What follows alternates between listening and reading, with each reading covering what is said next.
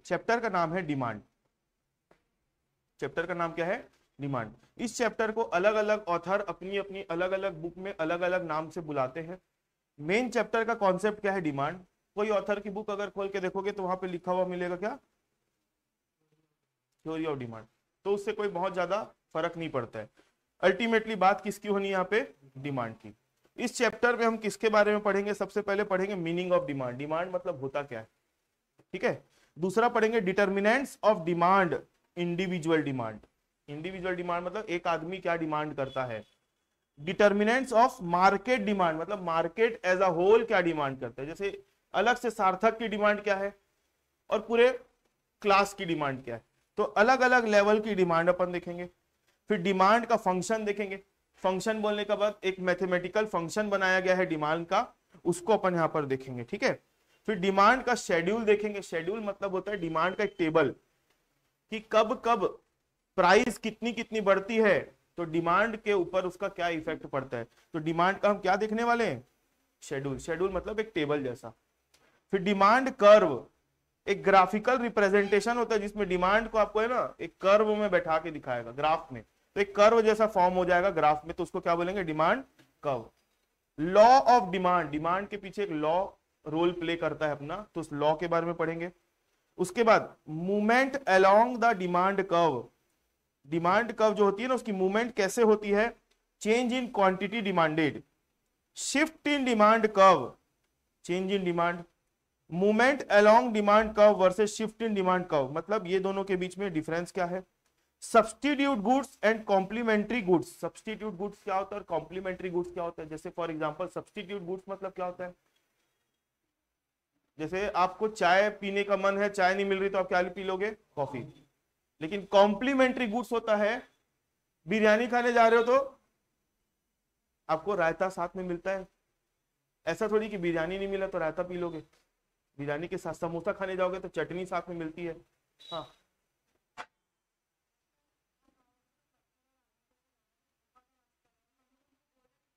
Sir घर जाने बोल दिए बोलना। सर भगा दिए बोलना, घर जाने बोल दो उनको। ये या फिर प्रखर के पापा का नंबर ले लो, फोन करके बता दो उनको, ठीक है। तो सब्स्टिट्यूट गुड मतलब एक नहीं मिला तो उसके बदले कुछ और चल जाएगा। लेकिन कॉम्प्लीमेंट्री गुड्स मतलब एक के साथ दूसरा जरूरी है। जैसे गाड़ी खरीदोगे तो पेट्रोल भराना जरूरी है। ऐसा है कि पेट्रोल मिल गया तो गाड़ी छोड़ दो, या गाड़ी मिल गई तो पेट्रोल छोड़ दो, ऐसा होता है क्या? नहीं। नॉर्मल गुड्स और इंफीरियर गुड्स, नॉर्मल गुड्स और इंफीरियर गुड्स। और लास्ट में सॉल्व्ड प्रैक्टिकल्स। ये जो डिमांड फंक्शन और ये सब है ना, इसके ऊपर कुछ प्रैक्टिकल प्रॉब्लम्स है जो हम देखेंगे, ठीक है। तो आगे बढ़े, चलो। Meaning of demand. Goods are demanded because they have the capacity to satisfy our wants. कोई भी गुड्स, गुड्स समझते हो ना, किसी भी वस्तु की हम डिमांड क्यों करते हैं? क्योंकि वो कैपेसिटी रखती है। वो कैपेसिटी रखती है क्योंकि वो हमारी वांट को क्या कर सकती है? सेटिस्फाई कर सकती है। But every want of a consumer can not be called a demand. एक होती है डिमांड और एक होती है डिजायर। एक होती है मांग। मांग, मांग मतलब ये वाली मांग नहीं ना। डिमांड मतलब आप क्या, आपको जरूरत है, जरूरत। और एक होती है डिजायर मतलब इच्छा। तो हर चीज, हर वो चीज जो एक कंज्यूमर चाहता है, जरूरी नहीं कि उसको डिमांड बोला जा सके, ठीक है। Demand does not mean desire. अभी मैंने बताया डिमांड और डिजायर दोनों अलग अलग चीज है।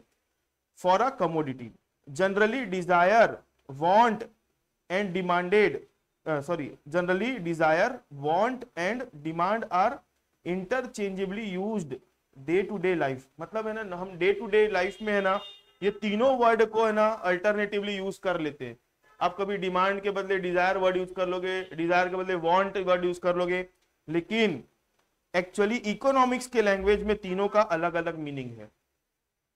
इकोनॉमिक्स की भाषा में वांट, डिजायर और डिमांड तीनों का मीनिंग अलग अलग है। इतनी बात समझ में आई? Let us understand three different terms. Desire means a mere wish to have a commodity. Desire मतलब मैं डिजायर करता हूं मेरे पास रोल्स रॉयस है, मतलब मैं एक विश रखता हूँ, मेरी इच्छा है कि मेरे को रोल्स रॉयस रखना है अपने पास। क्या होता है मालूम है ना, एक कार है, सबसे महंगी कार उसी की होती है बोलते हैं। तो for example desire of a poor person for a car, जैसे मैं पुअर पर्सन हूं तो मेरे को रोल्स रॉयस चाहिए। अभी रोल्स रॉयस खरीदने के लिए मेरे तो पुअर पर्सन ही तो हुआ, ठीक है। Desire of a poor person for a car just rupees with just ₹200, 200 रखा है जेब में और बोलता है मेरे को कार खरीदना है in his pocket. So desire is just a wish to possess something. मतलब आपको कोई चीज रखने की इच्छा है लेकिन आप उसको लेने के लायक नहीं हो, लेकिन इच्छा तो आपकी मर्जी, आप कुछ भी इच्छा कर सकते हो, इच्छा करने का पैसा थोड़ी लगता है। Want is that desire which is backed by the ability and willingness to satisfy it। इस लाइन से क्या समझते हो? Want is the desire, जैसे यहां पे आदमी के पास 200 रुपया था और 200 रुपए लेके कार खरीदने जाएगा तो ले लेगा क्या? ये सिर्फ इच्छा कर सकता है लेकिन खरीद नहीं सकता। यहां पर बोलना चाह रहा है want is the desire, want एक ऐसी डिजायर है which is backed by the ability and willingness to satisfy. मतलब आपके पास पैसा भी है और आप ले भी सकते हो। क्या बोल रहे पढ़ते हैं, every desire is not a want but a desire can become a want if the person is in a position to satisfy it. For example, in the above example, if the poor person wins a lottery and now he has enough money to buy a car, then his desire for a car will now be termed as want। मतलब अब poor person को lottery लग गई, अब उसके बाद पैसा भी आ गया, तो पैसा आने के बाद भी 4 बजे आ रहा हूं मैं, आ रहा हूं। तो अगर आपके पास पैसा भी आ गया और आप उस चीज को ले भी सकते हो, है ना, तो वो डिजायर नहीं कहलाएगी, वो क्या बन जाएगी? वांट बन जाएगी। Demand is an extension to want as it has 2 more characteristics. मतलब सबसे पहले हम डिजायर पढ़े। डिजायर मतलब क्या? कोई चीज रखने की इच्छा लेकिन आपके पास जेब खाली है। वांट मतलब क्या? आपके जेब में पैसा भी है और आप उस चीज को ले भी सकते हो। और डिमांड जो है ना, इससे और आगे की और चीज है। भाई क्लास का टाइम है ना 4 बजे का था, बैठो जल्दी बैठो और बात मत करो। डिमांड जो है वो एक्सटेंशन है वांट का, मतलब इसके भी आगे की चीज है। तो 2 मिनट आप लोग ये 2 पैराग्राफ जो लिखा हुआ है ना, इसको पढ़ो। मैं कौन आया देख के आ रहा हूं, फिर आगे मैं कंटिन्यू करता हूं, ठीक है।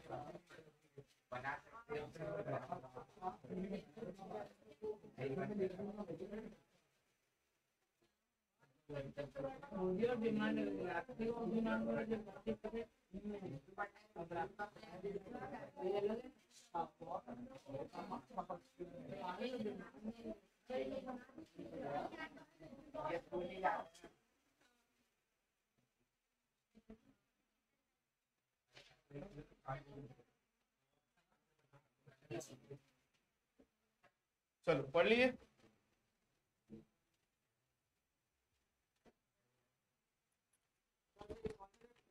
Demand, theory of demand.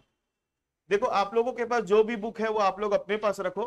मैं जो स्क्रीन पे दिखा रहा हूँ ये ऐप में आप लोगों को अपलोड होके मिल जाएगा, आज ही मिल जाएगा, और इसका प्रिंटेड कॉपी भी मैं आप लोगों को प्रोवाइड करूंगा। ठीक है, तो आप लोगों को जो भी पढ़ना है, जो भी थ्योरी हो रही है, इससे पढ़ोगे। ठीक है, ये 2-3 राइटर के बुक को मिलाकर बना हुआ ये समरी है। चलो आगे देखते हैं। हम अभी डिजायर पढ़ रहे थे, डिजायर के बाद क्या पढ़े? अब बात किसकी हो रही है? डिमांड। डिमांड इन दोनों के भी आगे की चीज है। जैसे आईफोन जानते हो ना, ये क्या है? आईफोन 14। आईफोन 14 मतलब डिजायर, आईफोन 14 प्रो मतलब वांट, और आईफोन 14 प्रो मैक्स मतलब थोड़ा थोड़ा और फीचर ऐड होते जा रहा है, ये बोल सकते हैं। चलो आगे देखते हैं। Demand is always defined with reference to price. Demand को हमेशा किससे वो किया जाता है? प्राइस से। The demand for a commodity is always stated with reference to its price. मतलब कभी भी किसी भी चीज की डिमांड अगर देखी जाती है ना तो उसकी प्राइस से देखी जाती है। With a change in price quantity demanded may also change, as more demanded at lower price and less at higher price. अभी थोड़े दिन पहले जानते हो ना, नवरात्रि वाला सेल आया था, ना, जिसमें बहुत सारी electronic item, Flipkart big billion sale या बिग बिलियन डे, तो उसमें क्या कर देते हैं, बहुत सारे प्रोडक्ट की प्राइस को गिरा देते हैं। ये थोड़े दिन पहले 70,000 में बिक रहा था तो मैं नहीं ले पा रहा था, लेकिन जैसे ही इसका रेट गिरा तो मेरे अलावा और भी कितने सारे लोग ले डाले। सोचो ना, तो क्या फर्क पड़ा?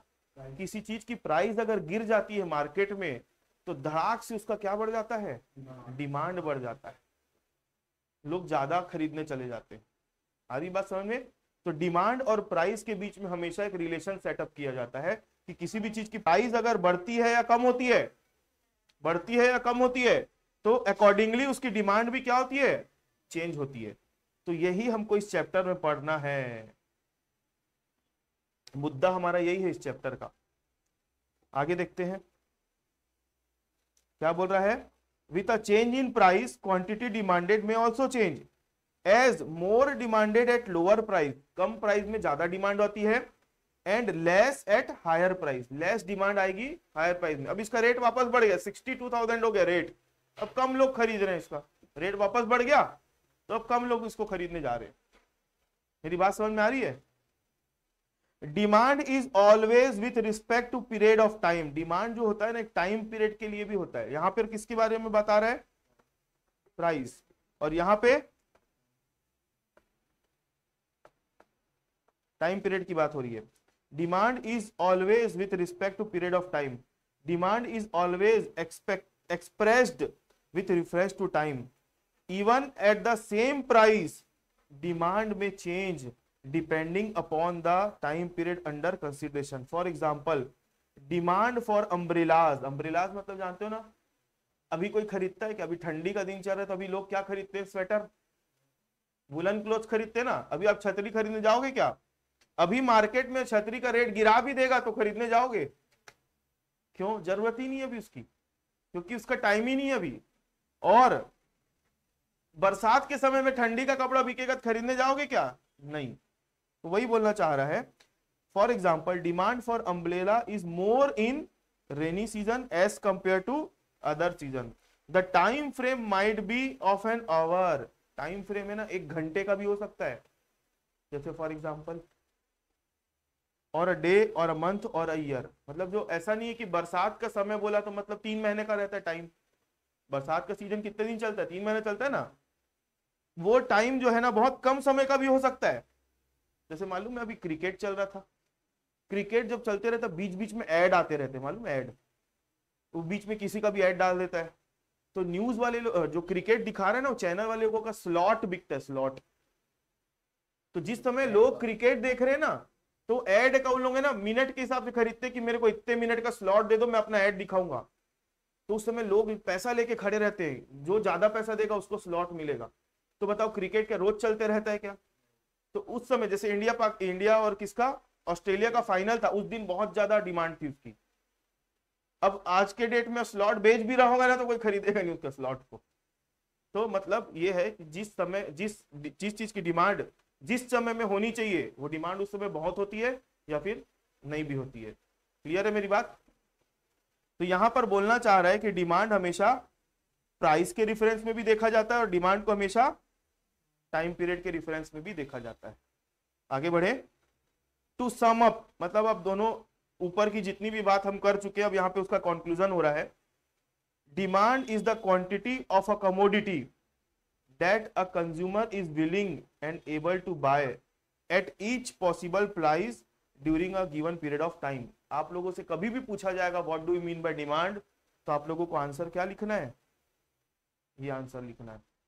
What do you mean by demand मतलब demand is the quantity of a commodity that a consumer is willing and able, consumer चाह रहे लेने के लिए और उसके लिए पैसा खर्चे करने के लिए उसके जेब में पैसा भी है, at each possible price during a given period of time। हरी बात समझ में? आगे बढ़े।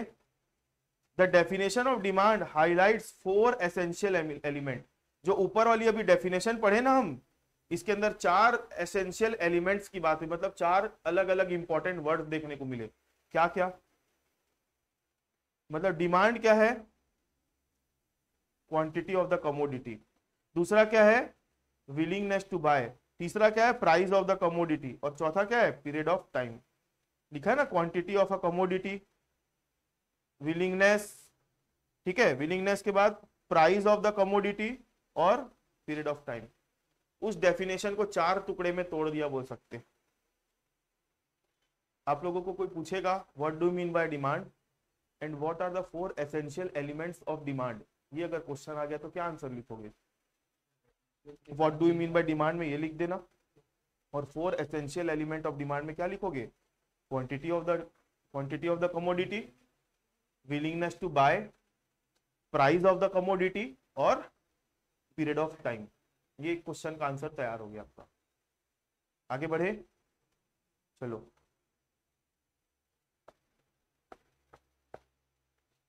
Demand for a commodity may be either with respect to an individual और एंटायर मार्केट। डिमांड अगर किसी कमोडिटी की है ना, तो डिमांड को इंडिविजुअल लेवल पर भी देखा जाता है, इंडिविजुअल लेवल पर भी देखा जाता है, एक आदमी के लेवल पर भी देखा जाएगा और पूरे मार्केट के लेवल पर भी देखा जाएगा। जैसे मान लो आपके घर में शादी है और खाना बनना है, आप सब्जी मार्केट में जाके खड़े हो गए, मेरे को 50 किलो टमाटर चाहिए, तो आप मार्केट में जाके खड़े होके क्या कर रहे हो? डिमांड क्रिएट कर रहे हो 50 किलो टमाटर की। तो डिमांड इंडिविजुअल लेवल की डिमांड है कि एंटायर मार्केट की डिमांड है? इंडिविजुअल लेवल की डिमांड है। सही बात समझ में? अब मार्केट में 50 कंज्यूमर खड़े हैं, 50 कंज्यूमर खड़े हैं, सबको 2-2 किलो टमाटर चाहिए। अब रोज घर के लिए तो टमाटर लेके जाते हैं कि नहीं? तो 50 कंज्यूमर खड़े हैं मार्केट में और हर कंज्यूमर को 2-2 किलो टमाटर चाहिए घर ले जाने के लिए। तो 50 कंज्यूमर को क्या हम एक कंज्यूमर बोलेंगे कि एंटायर मार्केट बोलेंगे? तो उस मार्केट की डिमांड कितनी है? 100 किलो टमाटर की डिमांड आ गई वहां पे। तो यहाँ पर डिमांड के बारे में वही बोल रहा है, डिमांड है ना कभी कभी इंडिविजुअल लेवल पर भी होती है और कभी कभी एंटायर मार्केट के लेवल पर भी होती है।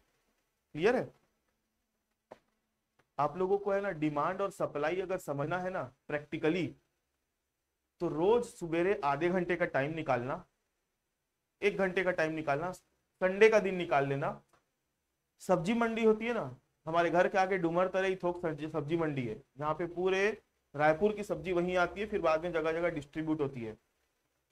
वहां जाके सिर्फ खड़े हो जाना और जो चल रहा है ना ऑब्जर्व करना, आपको पूरा खेल समझ में आ जाएगा, डिमांड और सप्लाई का क्या खेल है। समझ में आई बात? आगे बढ़े। Demand for a commodity may either be in respect of individual or the entire market.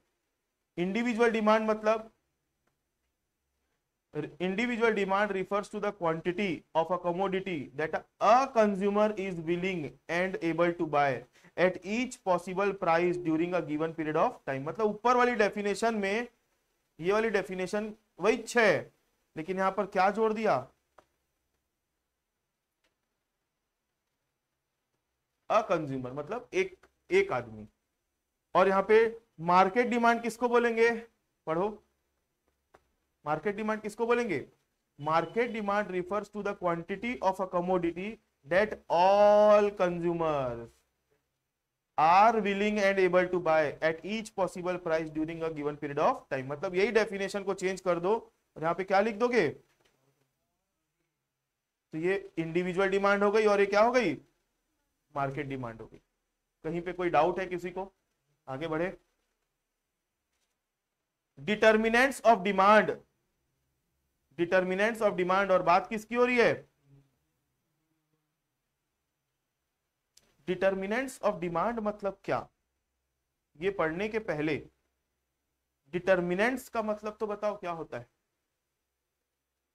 Determinants of demand, determine का मतलब क्या होता है? डिटरमाइन वर्ड से ही डिटर्मिनेंट बना है। सार्थक? नहीं नहीं, अरे डिटरमाइन करना मतलब ऐसे कौन कौन से फैक्टर्स है जिसके कारण डिमांड डिटरमाइन होती है, ऐसे कौन कौन से फैक्टर्स है, ऐसे कौन कौन से डिटर्मिनेंट्स है जिसके कारण डिमांड जो है वो प्रभावित होती है, अफेक्टेड होती है उसके कारण। पढ़े। The demand for a commodity increases और डिक्रीजेज। देखो किसी भी चीज की डिमांड बढ़ सकती है या फिर कम हो सकती है due to number of factor, जिसके कारण बहुत सारे किस वजह से, उसके पीछे बहुत सारे क्या है, फैक्टर्स। तो यहां पर है ना, ये जो लाइन दिख रही है ना, इसको मैं यहाँ पे क्या लिख दूं, डिटर्मिनेंट्स के आगे और वर्ड जोड़ सकता हूं मैं, इसी का सब्स्टिट्यूट वर्ड है फैक्टर्स, फैक्टर्स ऑफ डिमांड। मतलब ऐसी कौन कौन सी चीज है जिनके कारण डिमांड क्या होता है, इंक्रीज होता है या फिर डिक्रीज होता है। The various factors affecting demand are discussed below. कौन कौन से फैक्टर है जो डिमांड को अफेक्ट करते, देखो पहला क्या है, अभी डिटेल में पढ़ेंगे, मैं हेडिंग पढ़ रहा हूं, price of the given commodity. तो इधर पहले डिस्कस किए थे कि किसी भी कमोडिटी का अगर प्राइस जो है, प्राइस के कारण डिमांड कम ज्यादा हो सकती है कि नहीं हो सकती है, हो सकती है। उसके बाद आगे पढ़ते हैं, चलो। It is the most important factor affecting demand for the given commodity. Generally, there exists an inverse relationship between price and quantity demanded. इतना ही पढ़ते हैं, अभी आगे डिटेल में समझाऊंगा। मतलब किसी भी चीज की अगर डिमांड को अफेक्ट करना है तो आपको किसके साथ खेलना पड़ेगा, उस चीज की प्राइस के साथ खेलना पड़ेगा, तो आप उसकी डिमांड को इफेक्ट कर सकते हो। दूसरा क्या है, price of the related goods, price of the related goods मतलब पेट्रोल महंगा होते जा रहा है, जिसके कारण पेट्रोल वाली गाड़ियां बिकना कम हो रही है। इलेक्ट्रिक व्हीकल जो है, बिजली से रिचार्ज करना सस्ता पड़ रहा है, इसलिए इलेक्ट्रिक व्हीकल की डिमांड क्या हो रही है। मतलब यहाँ पे पेट्रोल की प्राइस बढ़ने के कारण प्राइस किसकी बढ़ रही है, लेकिन डिमांड किसकी कम हो रही है, कार मतलब गाड़ियों की। तो price of the related good मतलब समझ में आया, नहीं आया समझ में? हाँ, यहाँ पे तो खुद की प्राइस के कारण कम ज्यादा हो रहा है, यहाँ पे दूसरे की प्राइस के कारण डिमांड कम ज्यादा हो रहा है। ठीक है, उसके बाद है income of the consumer, consumer की इनकम बढ़ जाए ना तो मार्केट में खड़ा हो जाएगा, डिमांड करेगा चीजों को। आप लोगों को मालूम है एक चीज होती है परचेसिंग पावर नाम की। क्या होता है परचेसिंग पावर? परचेसिंग पावर ये वर्ड आप लोगों को आगे बहुत बार सुनने मिलेगा, क्योंकि आप लोग इकोनॉमिक्स पढ़ोगे ना। परचेसिंग पावर क्या होता है हर्ष? खरीदने की शक्ति। इसको हिंदी में बोलते हैं क्रय शक्ति। क्रय मतलब परचेस और पावर मतलब शक्ति। हिंदी में परचेसिंग पावर को क्या बोलते हैं? क्रय शक्ति। आपके पास जितना ज्यादा पैसा होगा ना उतनी ज्यादा आपकी क्या है? परचेसिंग पावर है। आप लोगों को कभी ऐसा लगा है, आप लोगों को कभी ऐसा लगा है कि गवर्नमेंट, हमारे देश में इतने सारे गरीब लोग हैं, तो गवर्नमेंट ऐसा क्यों नहीं करती कि पेपर तो फ्री में ही आ रहा है, नोट छाप दे और सबको बांट दे, गरीबी खत्म? ऐसा कभी नहीं सोचे हो? कोई ना कोई तो एक आध जन सोचा होगा ये बात। गवर्नमेंट को नोट छापना है और सब में बांट देना है, कोई आज के डेट में कोई गरीब नहीं रहेगा। बोलो। हाँ इकोनॉमी में इफेक्ट पड़ेगा, ठीक है, ठीक बोल रहे हो। ऐसा कभी कोई सोचे नहीं हो कि गवर्नमेंट को क्या है भाई, सब गरीब है, लोगों के पास पैसा नहीं है, लाओ दो ठोक मस्त नोट छापते हैं, बांट दो बेचारे गरीब लोग। भाई क्या होगा मालूम है उससे? सबके पास पैसा आ जाएगा ना, जब सबके आपको सबको क्लास में इतने सारे लोग बैठे, सबको 1-1 लाख रुपए दे दूं ना मैं, तो सबकी परचेसिंग पावर क्या हो जाएगी? एकदम बूस्ट हो जाएगी, बढ़ जाएगी। अब परचेसिंग पावर बढ़ जाने के कारण आप लोग मार्केट में जाओगे और चीजों की क्या बढ़ाओगे? डिमांड बढ़ा दोगे। और डिमांड बढ़ती है ना अगर कोई चीज की, तो उसका सीधा प्राइस बढ़ना चालू हो जाए, मतलब मार्केट में महंगाई आसमान छूने लग जाएगी। इसलिए गवर्नमेंट नोट नहीं छाप सकती फालतू फालतू। हरी बात समझ में? इसलिए बोलते हैं अगर किसी की इनकम बढ़ रही है ना, इनकम, तो वो पक्का मार्केट में जाके क्या क्रिएट करेगा? डिमांड क्रिएट करेगा चीजों की। उसके बाद taste and preference. Taste and preference, मेरा टेस्ट पहले वीवो का था। मैं जब से शुरू से जब से स्मार्टफोन आना चालू हुआ है तब से मैं वीवो के ही फोन चला रहा हूँ। वीवो V3 से स्टार्ट किया और V20 में आके रुक गया। अब मेरे को लग रहा है भाई अब है ना, मेरे को एंड्रॉइड में नहीं रहना, मेरा टेस्ट चेंज करना है। मेरे को किस में आना है? iOS में आना है। तो मैंने अपना टेस्ट चेंज कर लिया। तो टेस्ट चेंज होने के कारण किसकी डिमांड बढ़ गई? अशफाक मोबाइल रख दो। हाँ पेन से उसको कुछ मत करो।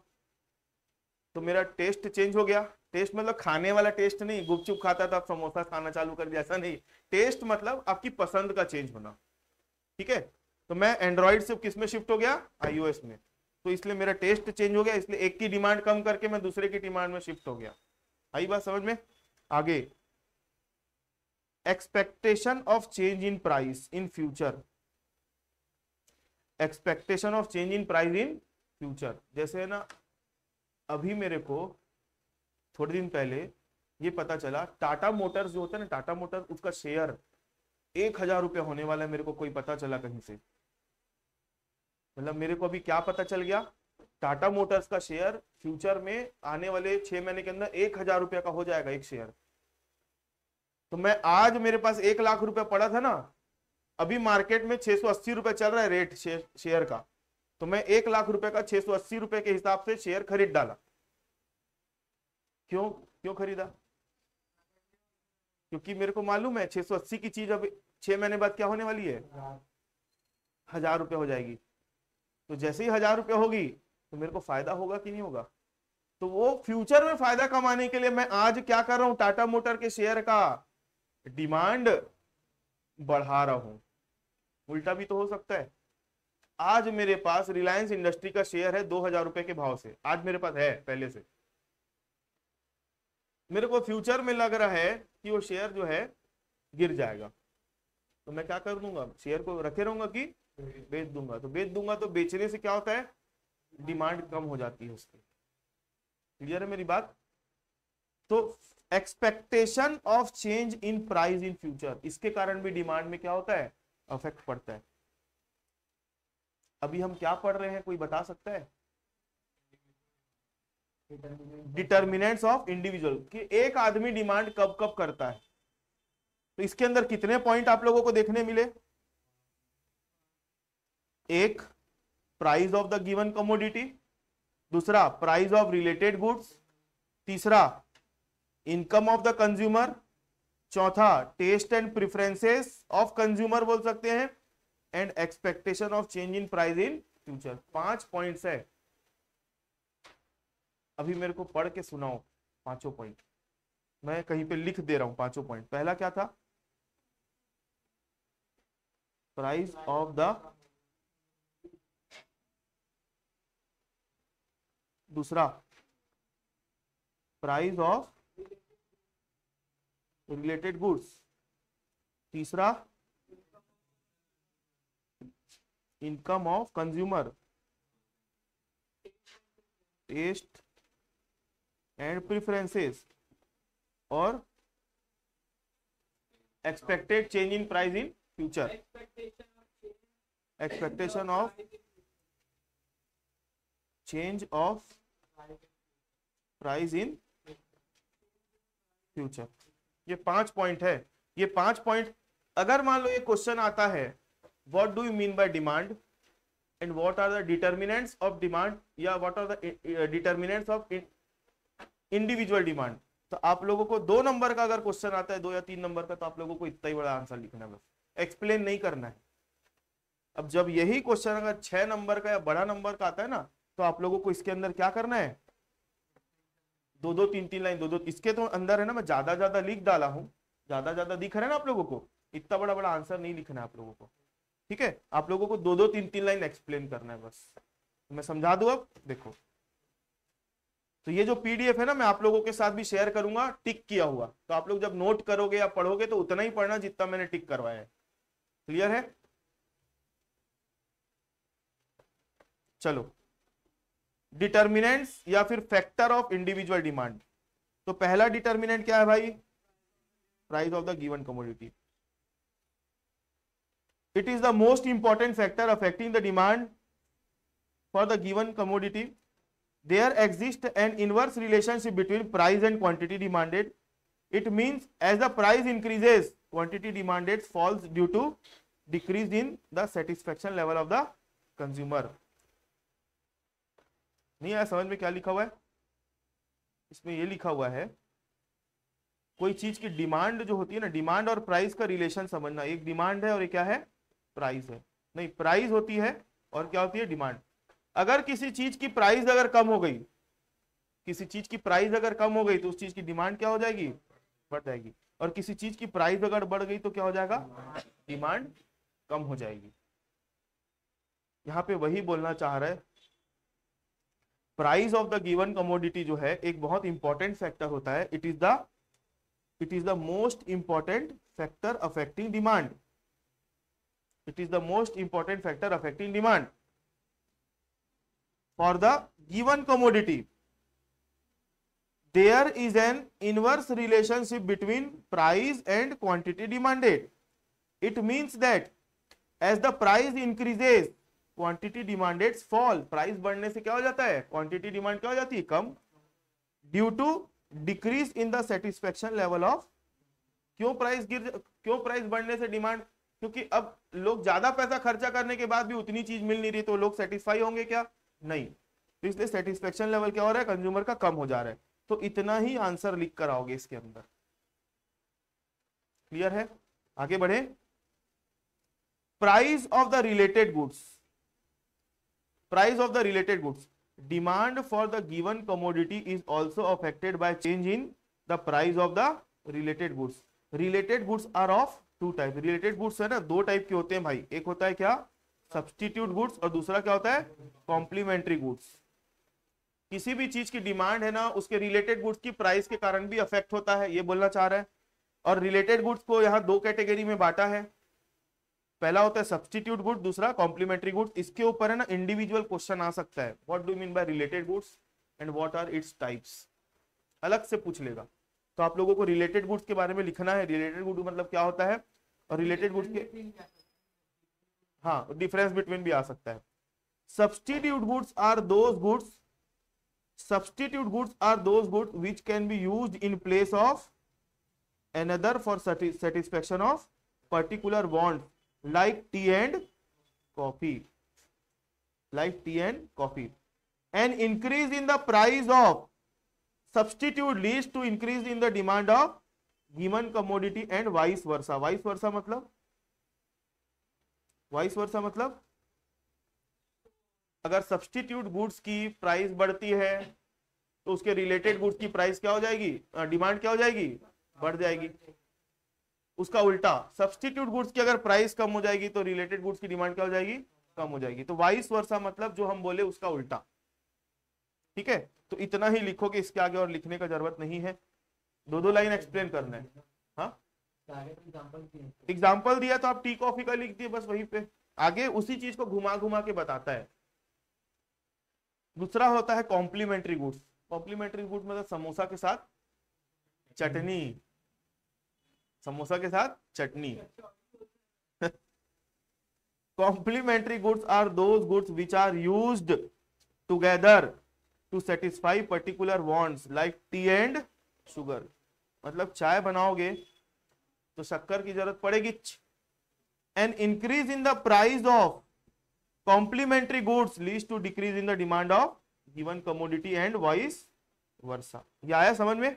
जैसे मैं आप लोगों को एक एग्जांपल दिया था कॉम्प्लीमेंट्री गुड्स में, गाड़ी और पेट्रोल का, गाड़ी और पेट्रोल का दिया था ना। पेट्रोल का रेट बढ़ने के कारण गाड़ियों की डिमांड कम हो गई, पेट्रोल वाली गाड़ियों की, तो आप वो भी लिख सकते हो। चाय और शक्कर की भी बात कर सकते हो। ठीक है, यहाँ पे एग्जाम्पल में लिख देना, for example sugar and tea. Examples of substitute and complementary goods, example अलग से दे दिया है।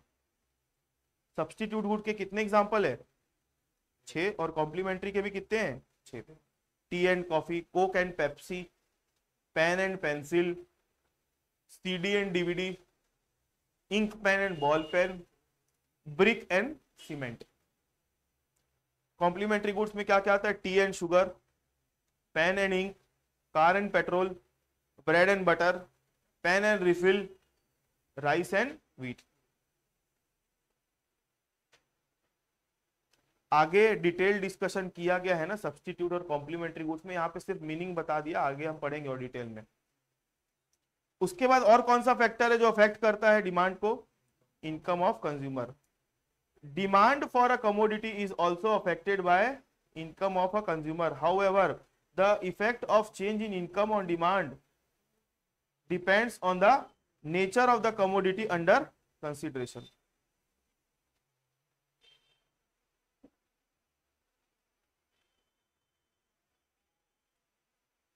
यहां पर आप लोगों को समझना पड़ेगा, ये लाइन को मैं काट रहा हूं ना, इसको मत पढ़ो आप लोग, चलो कर ही लेते हैं। इधर देखो, income of the consumer, demand of a commodity is also affected by the income of a consumer. However the effect of change in income on demand, however effect of change in income on demand depends on the nature of commodity under consideration. Nature of commodity बस लिख दो, under consideration word पढ़ने का जरूरत नहीं। ठीक है, यहीं तक ही आप लोग लिखोगे अगर लिखोगे।